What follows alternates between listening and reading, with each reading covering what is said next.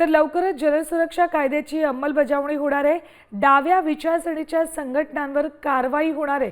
महाराष्ट्रातील 64 संघटना गृह विभागाच्या सध्या रडारवर आहेत। जनसुरक्षा विधेयकाला काल विधानसभेत मंजुरी मिळाली आणि त्यानंतर आता तातडीने या हालचाली सुरू झाल्यात। अपडेट्स घेऊयात आमच्या प्रतिनिधी वैदेही काडेकर यांच्याकडून। वैदेही, कालच जनसुरक्षा विधेयक विधानसभेत मंजूर झालं आणि त्यानंतर आता लगेचच या 64 डाव्या संघटना या रडारवर आहेत आणि कारवाईचं कळतंय।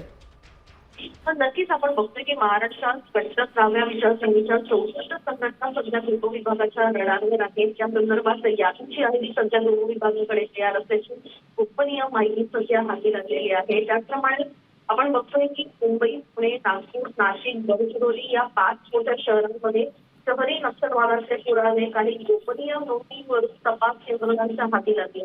त्याच्यामुळे लवकरच त्या संदर्भात कारवाई अपेक्षित आहे। विधानसभेमध्ये खरं तर या एकमतानं या विधेयकाला मंजुरी मिळाली। आज विधान परिषदेमध्ये हे विधेयक येणार आहे। त्यानंतर एकूणच हे कशा पद्धतीनं अंमलबजावणी या संदर्भात केली जाईल हे पाहणं महत्त्वाचं असेल। ठीक आहे वैदेही, आज विधान परिषदेमध्ये मंजुरी मिळते की नाही हे आपल्याला कळेल। तुर्तास धन्यवाद संपूर्ण माहितीसाठी।